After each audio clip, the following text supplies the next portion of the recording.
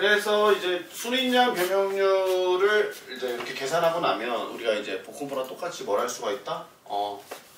바로 요 프로세싱이 끝나고 나면 바로 세 번째로 설계 모멘트 강도를 계산하는데, 뭐 설계 모멘트 강도를 해서 바로 파이 값을 계산을 해내도 되고, 뭐 네 번째로 해서 뭐 파이 산정 이렇게 챕터를 하나 만들어줘도 괜찮은 것 같아요. 그래서 이제 우리가 이제 이렇게 0.85와 0.65, 0.002와 0.005 사이에 이제 이러한 이제 삼각관계에 있어서 이게 순위량 변형률이 어느 포인트에 있는지에 따라서 우리가 뭐를 알 수 있다 그랬죠? 강도 저감 계수를 어떻게 적용하느냐. 그래서 요거에 대한 비례식으로 우리가 풀이한다라는 것도 알려줬었죠. 비례식으로 해서. 그래서 결국은 다섯 번째로 이제 5번에서 설계 모멘트 강도를 계산하자.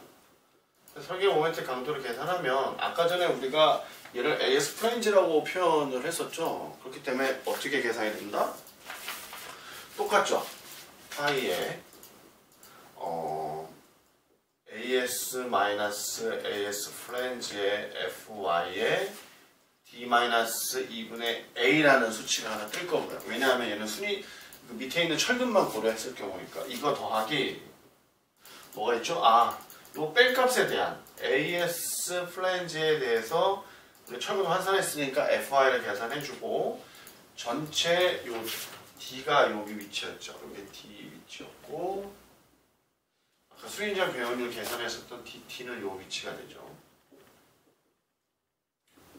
근데 우리는 지금 설계 모멘트 강도를 계산했을 때는 주인장 철근 중심 최외단이 아니라 전체 철근량 중심에서 우리가 계산한다고 표현했기 때문에 전체 D- 지금부터는 어디죠? H 플랜지 요 센터로 가는 게 맞겠죠. A는 여기까지가 이제 아까 2번에 해당되는 A 값이었고 얘는 별도 계산이기 때문에 당연히 H 플랜지의 중심까지 거리를 우리가 표현을 해서 설계 모멘트 강도를 계산해낼 수 있다라는 게 이번 수업의 핵심이죠. 그래서 지금은 이제 당근 T형보에 대해 설명을 한 거죠. 그러면 요 다음에 이제 복근 T형보 계산을 할 때는 어떻게 계산할까요? 복근 T형보. 조금 더 이제 당근 T형보로 충분히 숙지를 하고 들어오게 되면 복근 T형보도 우리가 충분히 계산해낼 수 있겠죠. 여기에서 뭐만 더 고려하는 거죠? 요 압축추 철근이 있는 것만 더 고려해주면 되는 거죠. 근데 요 전에 당근 T형보를 한 번 더 리뷰를 하고 갈게요. 자, 이제 좀 지우고 당근 T형보를 한 번 더 리뷰를 들어가면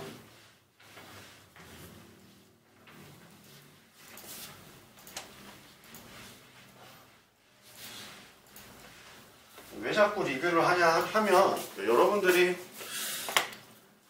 한 번 설명해 드린 것에 대해서 100% 다 이해를 하기가 어려울 거예요. 그렇기 때문에 한 번 더 그림을 좀 계속 그리는 것도 사실 그 그림 그리는 것도 이것도 좀 힘이 들어요. 저도.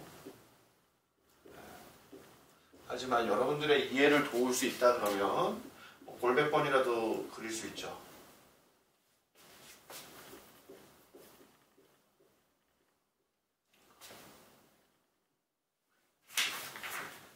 주인장 철근을 그리고 전체 센터에서의 높이를 D라 표현하고 최외단에서의 철근을 DT라고 표현합니다. 저런 질문이 있더라고요. 그럼 일단 매그리면 어떡하냐? 철근이 3개밖에 없으면 어떡하냐? 그러면은 D와 DD 값은 같다라는 거죠. 그냥 전부 다 DT로 계산하시면 돼요. 그때는. 설계 모멘트 강도도 DT로 계산하셔도 되고 최외단 철근을 고려하는 거니까 순위량 변형을 계산할 때도 DT로 계산하시면 돼요. 자, 그렇기 때문에 한 번 더 리뷰를 하면 이게 중립주 산정이 중요한데 요게 이제 요 A값 등가응력 블록 깊이까지 거리가 요 1번에 있느냐 요 2번에 있느냐에 따라서 우리가 좀 달라지더라 라는 거였죠. 해석 프로세스 첫 번째, 그러니까 뭐 최소 철근량 검토는 이제 똑같으니까 뺄게요. 바로 이제 이게 이제 맞느냐 1번이냐 2번이냐가 갈라지고 1번의 경우에는 어떻게 했었다? 아 당근보랑 똑같다 라고 제가 표현했었고 2번인 경우에는 아 얘를 AS 플랜지로 치환을 해서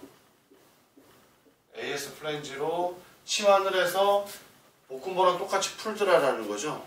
1번 같은 경우는 유효폭을 이제 B2로 써줘서 여기 1번 안에 들어가게 되면 요 상부에 있는 이 전체 면적이 등가응력 블록 깊이에 영향을 그대로 주기 때문에 당근보를 풀 수 있다고 했지만 2번 위치에 있을 경우에는 얘를 갖다가 AS 플랜지로 빼줘야 되기 때문에 바로 A값 산정한테 어떻게 했었다? AS 전체에서 AS 플랜지를 빼준 상태에서 FY였고 0.85 FCK에서 AS 플랜지를 뺐기 때문에 그 보폭 바로 BW 외부의 폭만 해서 계산을 했었다. 그러면 이렇게 되면 어떻게 된다? 아 이건 맞는 값이다 해서 입실론 T 계산하고 뭐 1, 2, 3 결국은 뭐 바로 파이 값을 계산해내서 설계모멘트 강도 계산해낼 수 있더라 라는 게 이번 시간의 핵심이죠. 자, 이게 좀 여러분들에게 조금 어려울 수도 있어요. 어려울 수도 있고 저도 그닥 제가 뭐 수백 번을 풀어봤기 때문에 머릿속에 어느 정도 그 프로세스들은 다 모두 다 정립이 되어 있어서 저는 좀 쉽게 설명을 할 수 있지만 여러분들이 이걸 전체적으로 이해를 하기 위해서는 수없이 풀어보셔야 될 것 같아요. 이걸 수없이 풀면서도 늘 가장 기본이 되는 거는 당근보와 볶음보라는 거죠. 당근보와 볶음보를 모두 여러분들이 풀 수 있다라는 가정만 쓴다 그러면 T형보를 계산해내는 것도 그렇게 어렵지는 않습니다. 그렇기 때문에 항상 당근보와 볶음보를 열심히 푸세요. 그리고 T형보가 케이스 바이 케이스로 어떻게 나오는지에 따라서 당황하지 않고 풀어낼 수 있는 방법 중에 하나는 많이 풀어보는 거죠. 이런 케이스 저런 케이스 뭐 케이스 바이 케이스로 따지면 한 6, 7가지 케이스들이 있어요. 그 복근 T형보에서 곧 있으면 시작할 복근 T형보에서 압축 철근이 항복하지 않는다. 아 이러면 상당히 머리 아파지죠. CC1, CC2, CS1 들어가야 되죠. TS1 들어가야 되죠. 힘의 평형 방정식 볶음보에서 힘의 평형 방정식을 이용을 해가지고 근해 공식에 의해서 중심축 C를 갖다가 도출해낼 수 있는 그런 여러 가지 그런 것들을 잘할 수 있는 방법은 여러분들이 계속 풀어보는 방법밖에 없어요. 저도 그랬어요. 대학교 3학년 때 철근 콘크리트라는 학문을 처음 접해보고 와 정말 많이 풀어봐야 되겠다라는 생각을 했었죠. 그래서 이제 당근 T형보를 갖다가 했으니까 실질적으로 이거를 이제 풀어봐야 되겠죠. 그래서 지금부터는 이제 풀어보는 시간을 좀 가질까 합니다. 그래서 제가 문제를 갖다가 선별을 좀 해볼게요. 여러 가지가 있죠. 제가 가지고 있는 프로세스 문제들이 나중에 보시면 깜짝 놀랄 거예요. 제가 풀어놓은 문제 양을 보시면 대부분 다 저는 이제 기술사 공부를 좀 한 4년 정도 오래 하면서 제 나름대로의 그런 이제 프로세스들을 갖다가 정립을 좀 해놓은 거죠. 어떻게 보면. 그리고 이 철근 콘크리트는 대체적으로 건축보다는 토목이 셉니다. 그래서 토목 쪽도 공부를 어느 정도 같이 했었던 것 같아요. 저는. 그리고 사실은 철골은 건축에서는 오히려 철골을 좀 더 디테일하게 할 수 있고 토목에서는 콘크리트를 좀 더 디테일하게 할 수 있죠. 뭐 이런저런 뭐 가정들을 제가 설명을 드리지만 근데 왜 문제가 없지? 이상하다. 잠시만요. 여러 가지 문제들을 제가 만들어 놨는데 여기 있네요. 네. 자, 지금부터는 아주 단순한 당근 T형보에 대해서 일단 예제를 풀어보도록 하겠습니다. 요번 케이스는 요 케이스는 이제 1번에 해당되는 케이스예요. 1번에. 그러니까 중립축이 요 1번의 위치에 등강력 블록 깊이가 1번의 위치에 해당되는 거기 때문에 당근보랑 동일하다고 보시기 때문에 빨리 한번 풀어볼게요. 자, 당근보 해석 예제 1번. 요 1번을 잘 기억하셔야 되죠. 요 1번 프로세스 1번과 동일한 예제입니다. 자, 지금부터 한번 풀어볼게요. 자, 이 유효폭이 1200 정도 되고요.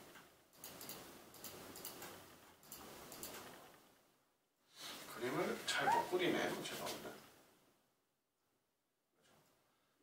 좀 스케일이 좀 안 맞더라도 이해 좀 부탁합니다. 왜냐하면 콘크리트는 스케일 맞춰서 그리면 되게 선 긋기가 되게 좀 애매해서 말도 안 되게 얘를 좀 확장해서 그리는 편이에요. 그래야 여러분들이 이해하기가 더 쉬우니까. 그래서 이 유효폭 B는 1200. 1200. 그 다음에 슬라브 두께는 120m고 이 폭은 400이래요. 400.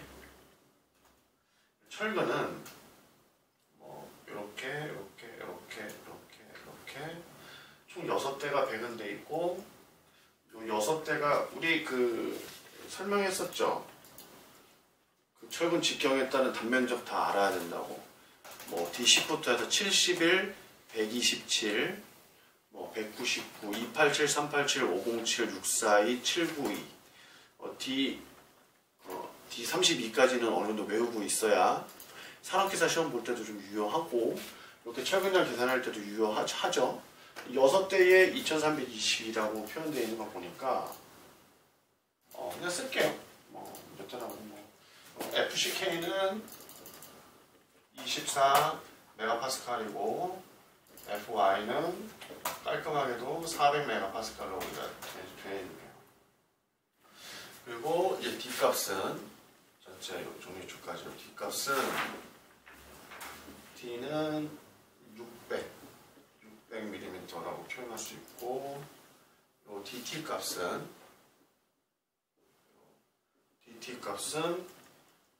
623.5mm 정도 되어 있습니다.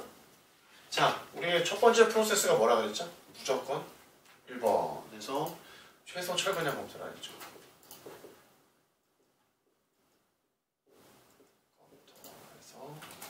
그러면 1번 최소 철근량 검토할 때는 최소 철근 비가 나와야 되기 때문에 로우 미니멈에서 0.25 루트 FCK가 24라 그랬죠. 24의 FI가 400이라고 했으니까 바로 400으로 나눠준 값과 그 다음에 400을 1.4로 나눈 값 중에 최대값이니까 요게 이제 지배를 하겠네요. 이게 0.0035.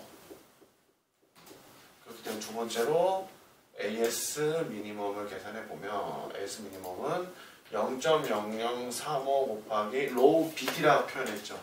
B 값은 이때 B 값은 그냥 콘크리트 철근이 있는 위치에 폭을 쓰게 되어 있습니다. 이 위에 있는 폭을 쓰게 되면 안 되죠. 왜냐면 여기 스트럽이 보이진 않지만 이렇게 지배를 하고 있습니다.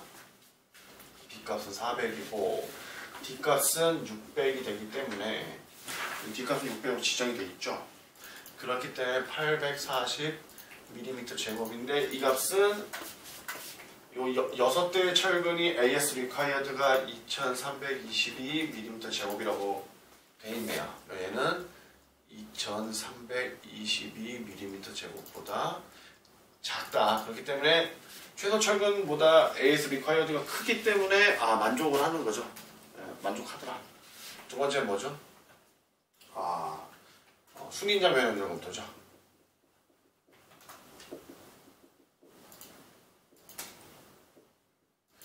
요 케이스는 예제 1번 케이스라고 했기 때문에 요 위에 있을 거예요. 중립축이. 한번 계산을 해볼게요. 그래서 첫 번째로 A 값을 계산해보면 우리가 A를 두 가지로 계산할 수 있다 그랬죠. 1번 케이스와 2번 케이스라 했는데 둘 다 풀어봐야 된다. 그게 안다. 그래서 0.85 FCK가 24에 B는 B effective를 쓰게 되어 있으니까 1200. 그 다음에 AS는 얼마죠? 2322 곱하기 FI는 400이고 이걸 계산을 하니 약 38mm 정도 나오니까 H 플랜지 120mm보다 작네요. 그러면 여기 있는 거예요 지금 현재. 맞죠? 이게 1번이면 이게 이제 A 값이 되는 거죠. 이렇게 되면 어떻게 되는 거죠? 이 값은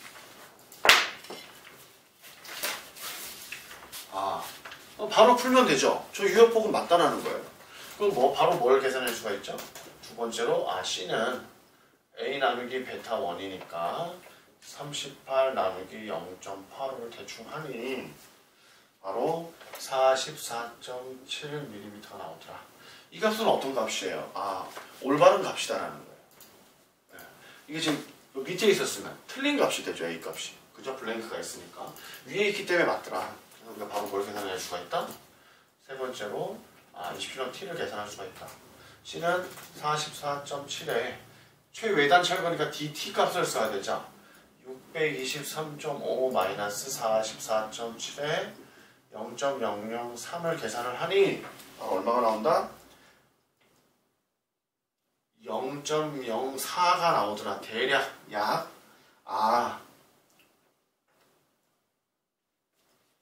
너무 퉁쳤네요.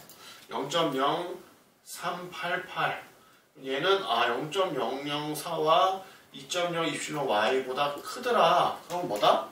바로 인장집의 단면이다라는 거죠. 끝났죠? 그럼 단분모로 바로 풀면 되죠? 맞죠? 인장집의 단면이면은 0.0038이면은 0.005보다 크기 때문에 파이 값은 바로 얼마다? 네 번째. 파이 값은 0.8을 그대로 쓰면 되더라 라는 결론이 있는 겁니다. 그래서 세 번째로 바로 뭘 계산할 수 있다? 설계 모멘트 강도 계산을 낼 수가 있다. 파이 값도 0.85 결정됐기 때문에 0.85 곱하기 AS 2322 곱하기 FI 400의 당근보랑 똑같다고 표현했기 때문에 바로 D가 600 마이너스 2분의 A 값은 이게 맞는 값이라고 표현했죠. 2분의 38 했고 여기에 이게 킬로뉴턴 메다로 표현하기 위해서는 10의 마이너스 6승을 붙이면 된다 그랬죠. 왜냐하면 이게 메가파스칼이니까 뉴턴 퍼 밀리미터 제곱이고 얘도 밀리미터고 그렇죠? 얘도 밀리미터 제곱이니까 현재 이 값을 해주지 않으면 뉴턴 퍼 밀리미터이기 때문에 굉장히 수치가 커진다라는 거예요. 10의 마이너스 6승을 딱 해보니 얼마다? 바로 536.6 킬로뉴턴 메다가 나오더라라는 거죠. 어때요? 당근 T1번은 1번 프로세스는 굉장히 좀 수월하죠. 그렇죠? 여기서 이제 주의할 게 뭐다? 요 B 값을 써야 된다는 거. 그래서 얘를 썼을 때 얘보다 큰지 작은지를 그러니까 플랜지 두께보다 큰지 작은지만 명확하게 우리가 결정이 되면 프로세스가 바로 갈라진다는 거예요. 현재 여긴 작기 때문에 몇 번 프로세스라 했죠? 1번 프로세스라고 제가 표현을 했고요. 이거보다 만약에 컸다 하면은 바로 2번 프로세스로 넘어가게 되는 거죠. 2번 프로세스는 이 다음 시간에 제가 2번 프로세스를 한번 풀어볼까 합니다. 그래서 여러분들이 여기까지만 좀 이해를 해주시고 또 좀 더 분발해 주시고 열심히 하세요. 이렇게 공부하는 기간도 올해 졸업반이니까 2학기 때 뭐 조기 취업 나가고 어쩌고저쩌고 하면은 저 볼 일 없죠. 네. 저도 여러분들 이렇게 빼고는 여러분들하고 만난 시간이 없어요. 그러니까 요 기간에 좀 힘들고 지치더라도 열심히 해서 잘 따라와 주길 바랍니다. 그럼 잠시 쉬었다가 2번 프로세스를 바로 들어가 보도록 해볼게요. 자, 동영상 마치겠습니다.